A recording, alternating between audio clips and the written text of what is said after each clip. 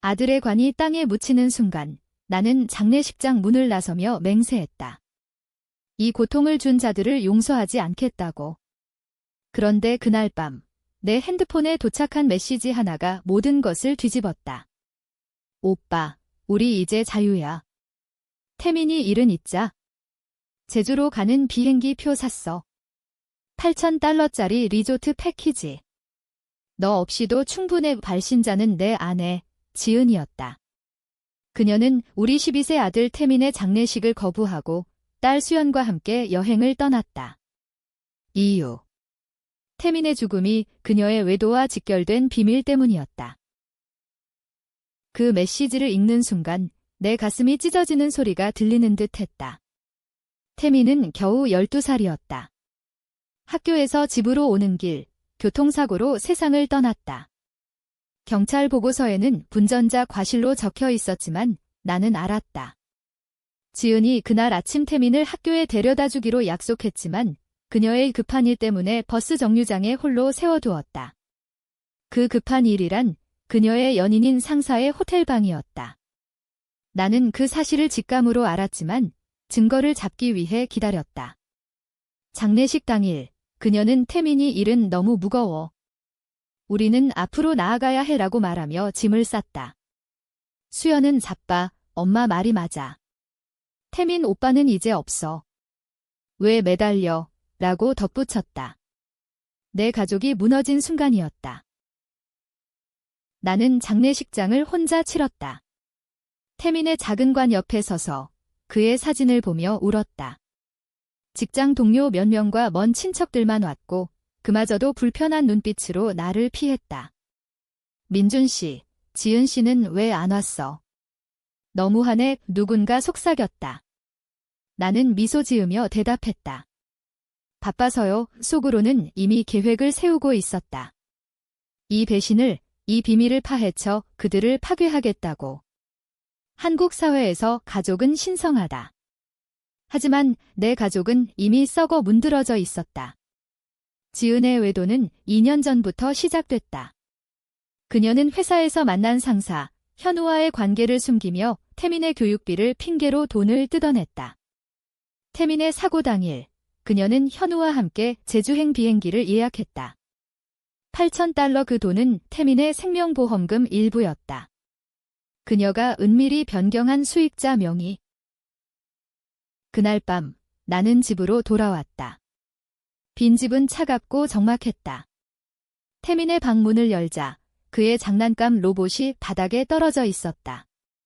나는 그것을 집어들고 앉아 울었다.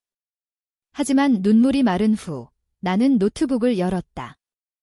해킹 스킬은 과거 IT 회사에서 배운 유산이었다. 지은의 이메일과 카카오톡을 뚫었다. 거기엔 수많은 증거가 쌓여 있었다. 현우와의 애정 메시지, 태민 때문에 방해되네.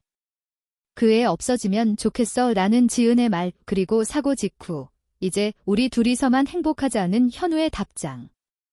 내 피가 끓었다. 이건 단순한 외도가 아니었다.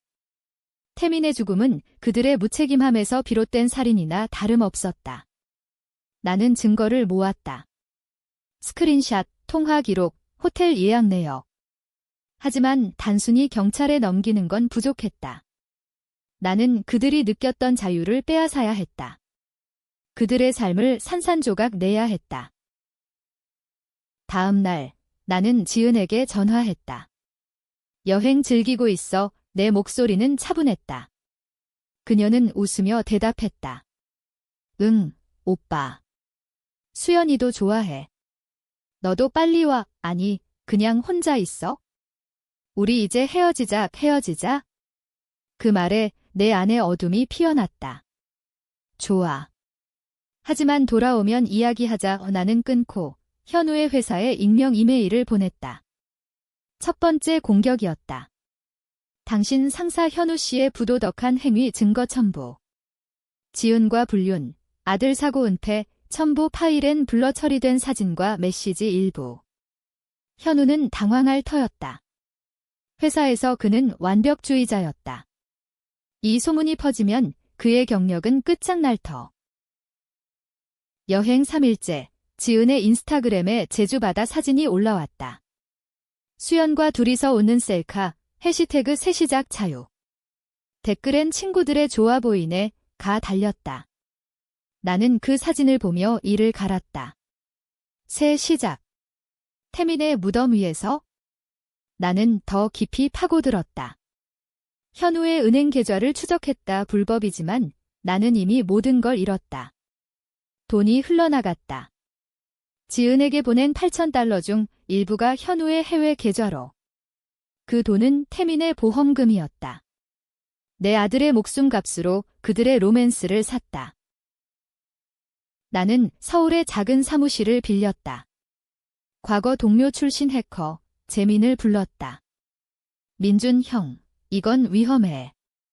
경찰 잡히면 끝장이야. 재민의 말에 나는 웃었다. 이미 끝났어. 도와줄 거지. 그는 고개를 끄덕였다. 우리는 지은의 소셜미디어를 해킹해 가짜 계정을 만들었다. 그녀의 친구들로 위장해 현우에 대한 루머를 퍼뜨렸다. 현우 과장, 부하 직원과 불륜으로 아내 버림. 아이도 죽음에 연루됐대. 소문은 회사 채팅방으로 번졌다. 현우는 당황해 지은에게 전화했을 터다. 이게 뭐야? 누가 퍼뜨려? 지은의 답변은 오빠 일 때문인가 봐. 빨리 해결해 질게 뻔했다. 집으로 돌아온 나는 태민의 방을 청소했다. 그의 교과서 속에 숨겨진 편지 하나를 발견했다. 아빠, 엄마가 요즘 이상해. 나한테 화내고 전화만 봐. 사랑해. 그 편지가 내 결의를 굳혔다. 나는 지은에게 선물을 보냈다. 제주 리조트로 익명 배송. 상자 안엔 태민의 장난감 로봇과 편지 사본. 이게 내 새 시작이야. 메모가 적혀 있었다. 그녀는 공포에 질릴 터였다. 수연에게도 메시지를 보냈다. 엄마가 오빠 죽음에 책임 있어? 증거 봐. 수연은 아직 어린 티네이저였다. 그녀의 충격이 가족을 갈라놓을 거였다. 현우의 반격이 왔다. 그는 사설 탐정에게 나를 조사시켰다. 내 집 앞에 낯선 차가 서 있었다. 나는 그들을 기다렸다. 문을 열고 찾아오셨네요. 라고 말했다. 탐정은 현우 씨 부탁으로요. 당신이 뭐 하려는지 모르겠지만 그만하세요. 나는 웃었다. 말해요. 현우 씨에게. 태민의 죽음은 끝나지 않았어. 그날 밤 나는 현우의 차에 GPS를 달았다. 그는 서울로 급히 돌아왔다. 회사에서 징계를 받을 위기였다. 지은은 혼란스러워할 터 왜 민준이가 갑자기 그녀의 카톡에 수연의 메시지 엄마, 아빠가 증거 보냈어. 진짜야? 내 복수는 이제 시작이었다. 하지만 속으로는 갈등이 피어났다. 수연은 무죄였다. 그녀를 해치면 나도 괴물이 된다. 한국 드라마처럼 가족의 유대가 나를 흔들었다. 도깨비 에서처럼 복수는 영원한 고통을 부른다. 그러나 태민의 얼굴이 떠오를 때마다 나는 앞으로 나아갔다. 다음 단계, 지은의 직장에서 그녀의 비밀을 폭로. 그녀는 마케팅 팀장, 이미지 관리가 생명이었다. 지은이 제주에서 돌아온 지 이틀 후 그녀의 회사에 익명 팩스가 도착했다. 김지은 팀장, 불륜 및 사고 은폐 증거. 언론에 넘길 예정 첨부된 파일엔 블러 처리된 사진. 그녀의 동료들은 속삭였다. 지은 씨, 요즘 이상하지? 남편이랑 이혼 소문 나던데. 지은은 패닉에 빠졌다. 나에게 전화해 울며 말했다. 오빠, 이게 무슨 일이야? 누가 나한테 이러는 거지? 태민이 일로 미친 거 아니야? 나는 차갑게 대답했다. 모르겠어. 하지만 내가 한 일 다 알잖아. 수연은 집으로 돌아오지 않았다. 그녀는 친구 집에 머물며 나와 지은을 피했다. 아빠, 엄마가 싫어. 하지만 아빠도 무서워. 그녀의 메시지에 내 심장이 아팠다. 나는 수연을 보호해야 했다. 복수의 대상을 좁혔다. 현우와 지은만. 현우는 회사에서 휴직 신청을 했다. 그의 아내가 이혼 소송을 걸었다. 소문에 따르면 남편이 다른 여자 때문에 아이 죽음에 연루됐대. 현우는 나를 찾아왔다. 우리 아파트 앞에서 기다리던 그는 김민준 씨, 당신 집이지? 그만해. 돈 줄게. 얼마든. 그의 눈은 공포로 물들어 있었다. 나는 문을 열고 그를 안으로 들였다. 돈. 태민의 목숨 값이야. 8,000달러처럼. 현우는 무릎 꿇었다. 미안해. 지은이가. 그녀가 태민을 학교에 안 데려다 준 건 나 때문이야. 하지만 고의가 아니었어. 그의 고백이 터졌다. 사고 당일, 지은은 현우와 호텔에서 시간을 보냈다. 태민은 버스를 타다 신호 위반 트럭에 치였다. 우리가 책임져. 보상할게. 하지만 그의 말은 거짓이었다. 나는 녹음기를 켜두었다. 증거로 좋겠네. 현우는 창백해졌다. 제발 내 가족을 봐줘. 그날 밤 나는 태민의 묘를 다시 찾았다. 비가 내리는 서울 외곽묘지. 아들아, 아빠가 복수할게. 하지만 이게 맞는 걸까? 바람이 속삭이듯 잎사귀를 흔들었다. 한국의 가을은 이렇게 쓸쓸하다. 응답하라 시리즈처럼 가족의 추억이 나를 괴롭혔다. 지은과의 결혼, 태민의 탄생, 수연의 웃음. 모든 게 무너진 지금 나는 괴물이 됐다. 다음 계획, 현우의 사업을 무너뜨리기. 그는 부동산 중개회사 사장이었다. 나는 가짜 투자자를 가장해 그를 함정에 빠뜨렸다. 대형 아파트 프로젝트, 500달러만 투자. 그는 탐욕에 물들어 계약서를 썼다. 하지만 그 돈은 가짜, 그의 회사 자금이 증발할 터였다. 지은은 나에게 이혼 서류를 보냈다. 이제 끝내자. 수연 양육권은 내가 가져갈게. 그녀의 오만함이 나를 자극했다. 나는 수연을 만났다. 카페에서 그녀는 울었다. 아빠, 엄마가 현우 아저씨랑. 그리고 오빠 죽음. 나는 안아주며 말했다. 믿어. 아빠가 지켜줄게. 수연은 내 편이 됐다. 그녀의 증언이 핵심 무기였다. 복수가 가속됐다. 현우의 회사는 파산 위기에 처했다.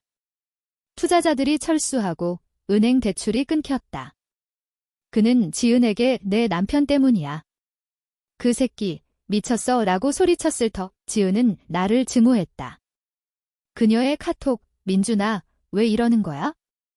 태민이 죽은 건 불운이었어. 나도 아파, 불운. 그 말에 나는 웃었다. 불운은 태민의 몫이었다.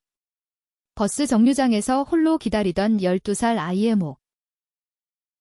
나는 지은의 직장에서 마지막 일격을 날렸다. 그녀의 팀 회의 중 프로젝터에 불륜 사진이 투사됐다. 누가, 그녀의 비명이 터졌다. 동료들의 시선이 그녀를 찔렀다. 지은 씨, 이게 뭐야? 상사가 물었다. 그녀는 가짜야. 해킹이라고 소리쳤지만 증거는 압도적이었다. 그녀는 해고됐다. 집으로 돌아온 지은은 나를 때리려 했다. 이 개자식아. 내가 다 한 거지. 나는 피하지 않고 맞받았다. 그래, 나야. 태민의 장례식 피하고 8,000달러 여행 간 내가 무슨 말을 해? 수연이 지켜보는 가운데 우리는 싸웠다. 엄마, 그만해. 아빠 말이 맞아? 오빠 때문에 수연의 외침에 지은은 무너졌다. 수연아, 엄마는 그냥 행복하고 싶었어. 아빠는 항상 일만 해. 현우 오빠는 나를 사랑해줬어. 그 고백이 나를 얼어붙게 했다. 사랑. 태민의 죽음을 초래한 사랑. 나는 문을 나섰다. 거리에서 서울의 네온사인이 번쩍였다. 강남의 번화가, 하지만 내 마음은 어둠뿐. 현우는 자살 시도를 했다. 병원에서 깨어난 그는 나에게 편지를 보냈다. 미안합니다. 모든 게 제 탓입니다. 지은을 풀어주세요. 그의 후회는 진심 같았다. 하지만 늦었다. 나는 경찰에 증거를 제출했다. 분류는 아니지만 사고 은폐와 보험 사기로. 현우는 체포됐다. 지은은 수감 위기였다. 그녀는 나에게 무릎 꿇었다. 제발, 수연 봐줄게. 나 용서해, 용서. 그 단어는 태민의 웃음을 떠올리게 했다. 내 안의 갈등이 절정에 달했다. 복수는 달콤했지만 공허했다. 수연이 아빠, 이제 그만해. 우리 가족 다시 라고 말했다. 한국 문화에서 용서는 미덕이다. 도둑들의 별처럼 복수의 끝은 평화일까? 트위스트는 예상치 못했다. 현우의 재판에서 새로운 증언이 나왔다. 태민 사고는 민준 씨의 택시가 먼저 신호 위반했다. CCTV 영상이었다. 사고 직전 내가 지은에게 화가 나 늦은 퇴근길에 택시를 탔다.